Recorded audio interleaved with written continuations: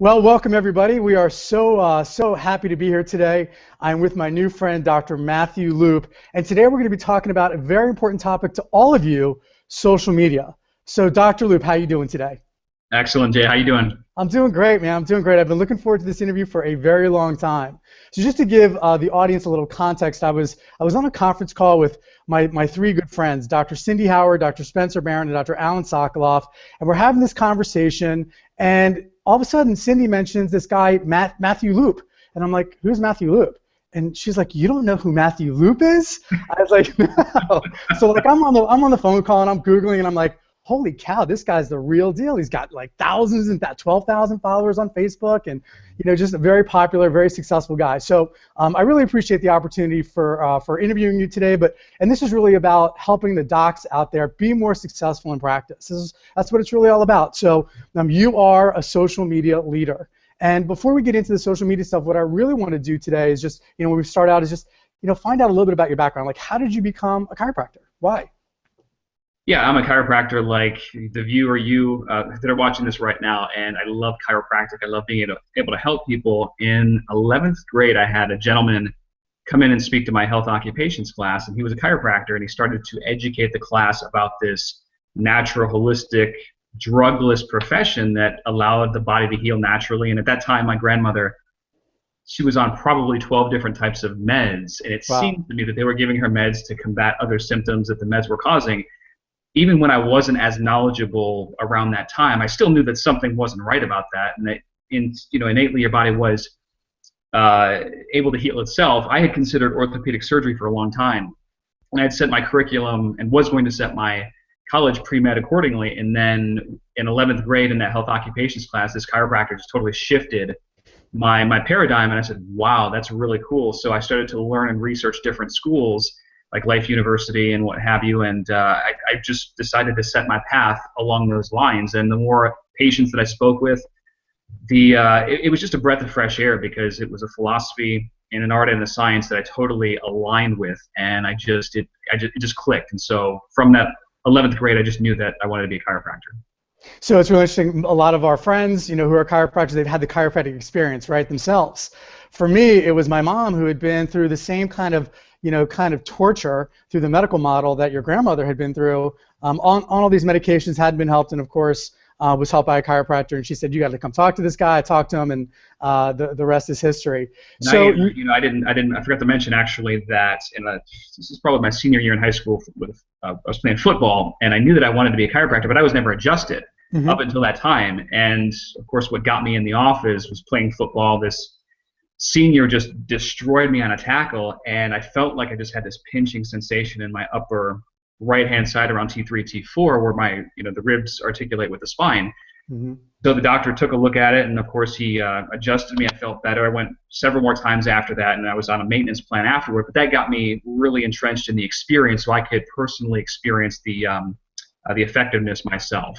That's great. That's great. That makes all the difference in the world. So you went to Life, and then what happened after school? Were you an associate? Got caught up in a little accreditation mishap, believe it or not. I was there for 2 years, and then got transferred to Logan because that's where all my friends went. So I got the best of both worlds, I think, in that regard. A lot of great technique and philosophy at Life, and then more of the I would say the diagnostic ability at Logan and whatnot. But great experiences either or. So my journey was a little bit different. Got into practice 2004, came back to Atlanta because I just had a lot of friends here, and I knew this is a city where I wanted to establish myself in Northeast Atlanta.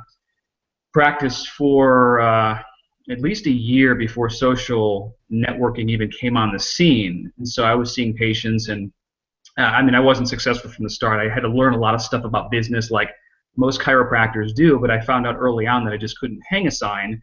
I needed to promote myself to get the message out there, and I became a student of marketing. Unfortunately, at that time, I tried a lot of different mediums that were expensive: radio, television, newspaper ads. Some produced pretty well, some didn't, but I was still spending a lot of money.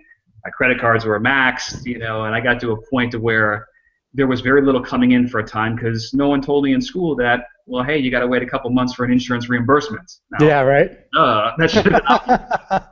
When you're a student or you're just fresh out of school, you just want to help people. That's all you really think about. Absolutely. So, yeah, it was pretty bad. My credit cards were maxed. I had $1,000 in bills due the following week. It got so bad to where my ex-girlfriend's father had to cut me a $2,000 check to float me for the following weeks, and that was just a humiliating point in my life. But that really, really got me to say, all right, I got to figure this game out, because I'm a good chiropractor, I believe, getting good results, but I'm not getting the referrals like I want to. And, as I started to read like books, E-Myth, Michael Gerber, talking about the manager, the technician, and the entrepreneur, something just really, really clicked.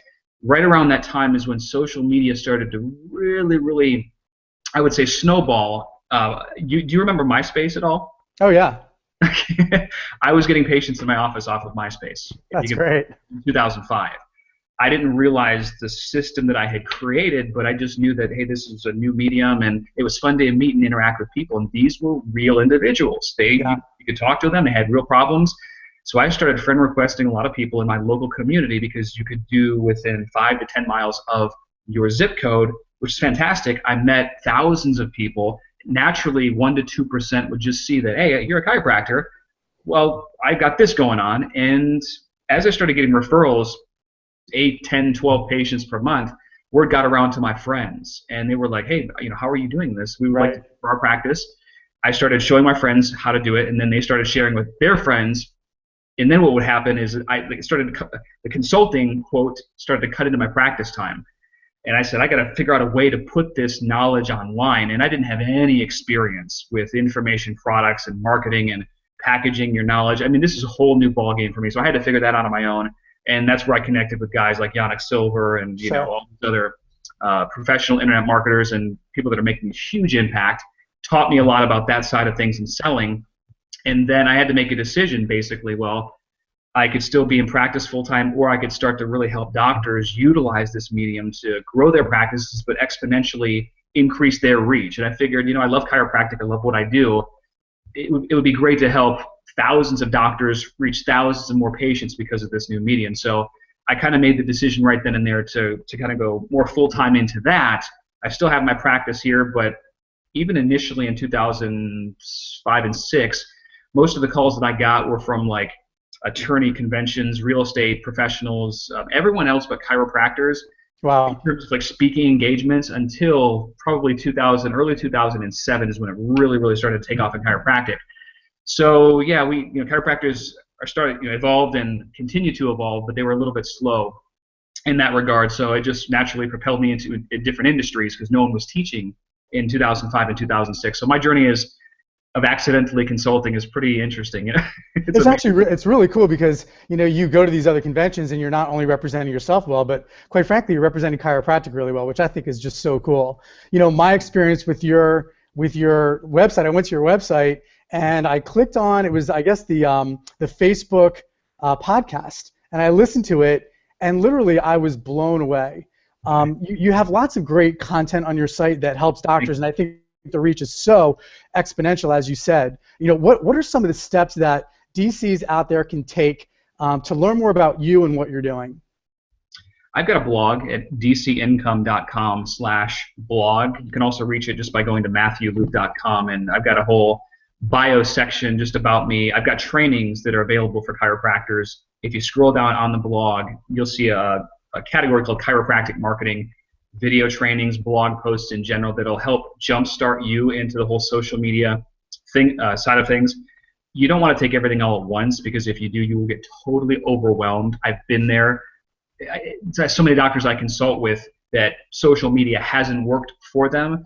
They've taken the wrong approach, and so they've gotten totally overwhelmed and not taking everything system by system by system. So that's where you can start. That's where you can learn more about me, and that's really my home online. And even on my blog post, I answer any comments or questions, just like on a Facebook fan page. And my Facebook is also facebook.com/MatthewJLoop, and you can connect with me there as well. And obviously, if you have questions, I'm more than happy to answer for you.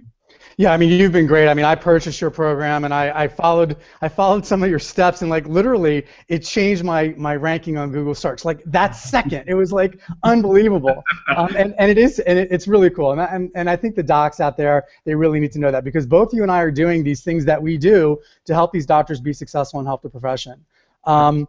So why do you think that, what are some of the mistakes that maybe some of the DCs have been making on social media that are common where, some of the listeners out there can be like, yeah, I did that, I tried that, now I know what he's saying. What are some of those mistakes? Yeah, there are a lot of mistakes, but we only have a limited time in this conversation. I would say one of the biggest mistakes is holding off right now because there are still a large percentage, I would say, if I had to estimate, probably 30% of the profession that is not probably doing social media at all, and which is it's still surprising to me. So we as a profession need to start promoting and marketing like it's the year we actually live in. I've been saying this for years. It's not about what I say. It's about where the market has evolved, how patients are communicating. We need to put ourselves in front of our patients in this particular medium because you are less trusted if you don't. And what I mean is this.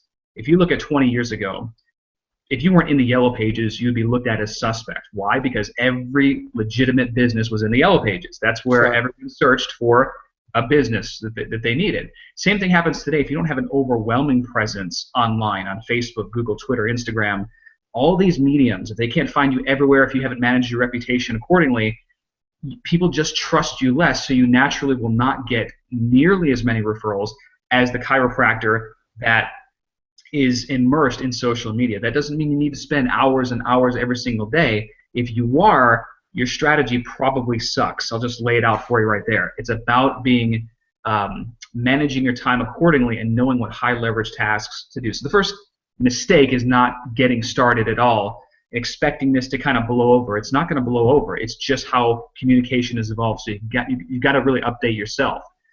Another mistake that I see a lot of doctors make is they think their website and or their Facebook fan page, like having one, is the same as marketing. And it's not. That's not proactive. Having a website, that's great that you have one, but we need to figure out ways to get traffic, visitors to your website so you can at least have a chance at converting them into patients. I get a lot of doctors approach me and say, oh, my website's not converting.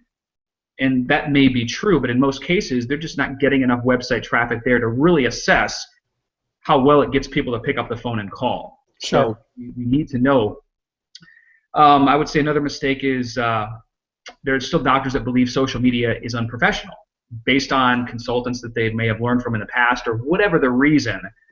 Now, if the President of the United States is using social media, whether you like him or not, it's probably okay. I'm going to tell you just something about the internet. It's how you appear, though. You can either appear professional or unprofessional. If you don't have the appropriate guidance, you could very well appear unprofessional, which could totally hurt your reputation. So there's a time and place. I would say that those are probably some of the most common mistakes / myths that I still see, to this day. I mean, I could go over like 20 of them, but this conversation. That's super helpful. I mean, I think in the age of healthcare reform that we're in and the consumerization of healthcare, I mean, everything is really changing at a rapid pace. And having relevant content that provides value to the consumer, I mean, you become a trusted resource, whether or not they're going to be a patient at that point in time or not. Would you agree? Absolutely. So understanding that most people are not going to come and see you immediately, we need to build systems in the back end of our marketing funnel that allow us to communicate with these prospective patients and then make offers in between delivering an immense value. That's what I've done with my lists. I always have talked to doctors about building their own separate email lists off of Facebook, Twitter, because we don't know what they're going to do tomorrow. And when Facebook started to really mess with their algorithm, their edge rank, a lot of people got screwed because they put all their eggs in the Facebook basket, all their home on Facebook, and now you've paid all this money to get however many fans you have, and now you have to pay more money to be able to reach them. There's no sense in us getting pissed off about it. It's just how it is now. Facebook is a business. Their obligation is not to you or I, it's to shareholders. We have to understand that, and we have to adapt.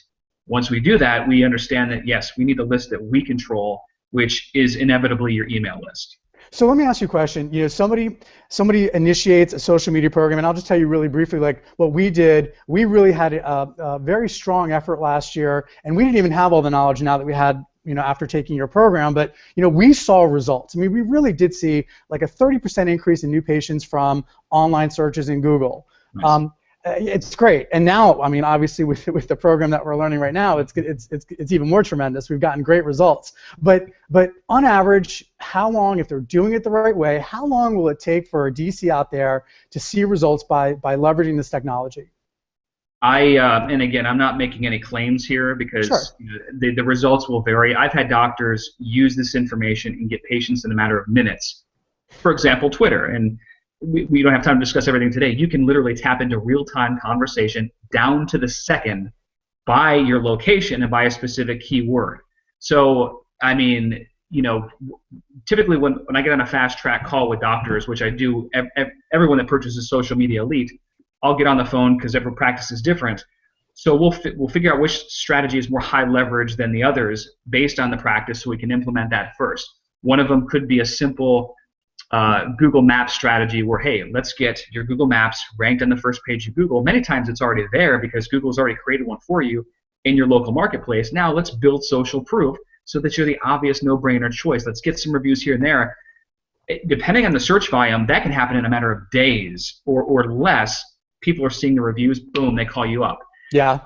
Like, I mean, we've had that experience. I mean, we've implemented the strategies that you talked about related to getting reviews, and all of a sudden I'm seeing Google reviews coming across my email, which is just a phenomenal thing. It's just great. Another simple thing that very few doctors utilize is the Facebook check-in feature. Everyone that comes into your office, if they have Facebook, they should be checking in. You can incentivize them with a contest or whatever you choose. However, the average Facebook user has over 300 friends on their personal profile. Anytime they check in, it posts directly to their personal profile so their friends can see.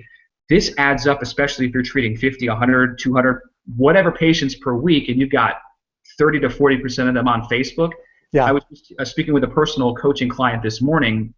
They've got several offices in the Ohio area, and they started to implement that check-in feature first. In the first 3 weeks, they've already saw 3 patients just off of the check-in feature, which they didn't spend any money on. Right, it's free. That's probably one of like a couple dozen systems that could easily be going in your office at the same time. So now I'll tell you that our best doctors are getting over 30 patients per month because all the systems are integrated. That obviously doesn't happen for everyone. I can guarantee that as you implement a strategic approach, though, you will see dramatic increases. Our average doctor probably does in the neck of the woods of 12 to 15 per month, but some people get satisfied with they'll implement the Google, the Facebook, and they won't even touch the Twitter, the Instagram. That's great, but just depends on how big you want to grow. But you should layer by layer, bit by bit. It doesn't happen overnight, but if you layer, then you can expect growth, and that's just how it always happens. And like anything else in life, I mean, it's going to take time, it's going to take effort, but consistency's got to be the key, correct? Absolutely. Even if it's only 15 to 30 minutes per day, I find most doctors have that much time. They're just on the computer messing around with things that don't really matter. They're not being productive. So let's turn that time that you're already on the computer into productive time to market and promote your office, and or cut out an hour of TV per day. I mean, it's all about priorities. You got to sacrifice in the short term if you truly want to see growth and have a huge impact in your community. Great feedback. So I know somebody out there is listening. They're saying, "Oh yeah, if they check in on Facebook, my office, what about HIPAA?" So there are some issues related to patient privacy and social media. Maybe you can touch on that. One, I'm not an attorney, so if you have any questions, talk to your attorney. but I will tell you that if a patient says, "Hey, I'm here in this office," they're saying that I'm here in this office. You're not broadcasting their information from your office. That's completely different. Right. Now, and I think that's the key. I haven't had any doctor have any issues with that. If you want to be on the safe side, for sure, check with your attorney. But anyone can sing their praises, whatever business they have. I mean, so that's totally up to you. But again, they're singing the praises. They're saying, "Hey, I'm here." Their friends see it, and it helps you to get referrals. And you mentioned a great point. I mean, I think every organization probably needs to have some level of computer/IT/social media policy, and that's where you have to talk to your attorney. Absolutely. So we have only a few more minutes left, but I want to ask, what do you think is next coming down the pike? We see all these new platforms taking hold. What do you think is the next big thing? There are many networks out there that do show promise. I don't like to get caught in the shiny object syndrome too much because we test a lot on newer mediums and whatnot, and before I ever bring something into my program, Social Media Elite, or one of my private coaching programs, it will have been proven to produce results. So I could say, oh yeah, we're doing this on Snapchat right now, we're doing this on Instagram or what have you, but is it producing tangible results that are getting more traffic to the site? Is it growing? I like Instagram at this stage of the game for up and coming networks. It's owned by Facebook, so they will undergo a shift, very, very similar. You're going to have to pay to reach and whatnot, but the migration is happening. People are getting pissed off at Facebook right now. It's losing a little bit of market share. They're not as good to their user base as they used to be, and for numerous reasons, a lot of bait and switching and stuff like that. So people are trying to hop onto a different network. Instagram is where a lot of people are going. Snapchat is where the younger demographic is going, probably not in most of the average chiropractic offices. But Instagram is showing very good promise. So is Pinterest. Pinterest has always been rising up there. Plus now they have their own new ads platform, which we're testing the heck out of right now. So yeah, I would say Pinterest and Instagram still, if you're going to look at any two networks besides Facebook and or YouTube or Twitter, I mean that's where you want to keep your eye on. That's great. That's great. So last question. Any final thoughts for our listeners, our viewers today? You just get started, the bottom line, and take it bit by bit, piece by piece. Take one system, get that mastered and implemented in the office, and then you can also layer on top of it. And there's so much opportunity right now for chiropractors that do harness this medium. It's difficult to go at it alone, honestly. You can learn all the stuff, but you're going to make mistakes. And I just find that it's easier with professional guidance. That's what I've tried to offer throughout the years. I've already built a practice using this stuff. I've encountered every single obstacle you're going to face, period. Yes. It's better if you have someone on your side that's able to guide you through something in a matter of hours, as opposed to getting stuck and staying there for a day, 2 days, weeks. I've just seen it happen. I know you and I mean, we like to associate with high-power players in different industries because it's, you realize, okay, this person is an expert in this area. I'm going to cut to the chase. I don't have time to figure it out. Yeah, or nor do I want to waste the money to figure this out. I mean, there's much more, what do they call that? Opportunity cost, I believe. Yes. Like there's so much more time and money wasted as opposed to just associating with somebody right off the bat and say, okay, this guy or gal knows what they're talking about in this particular subject.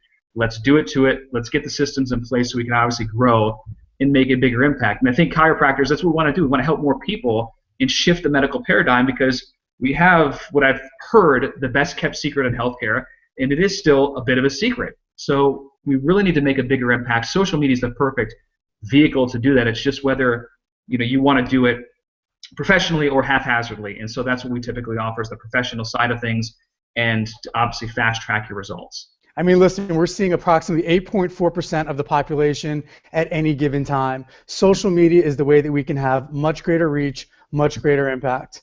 Absolutely. Matthew, man, this has been great today. I'm a believer because I've done your program. The ROI is just tremendous.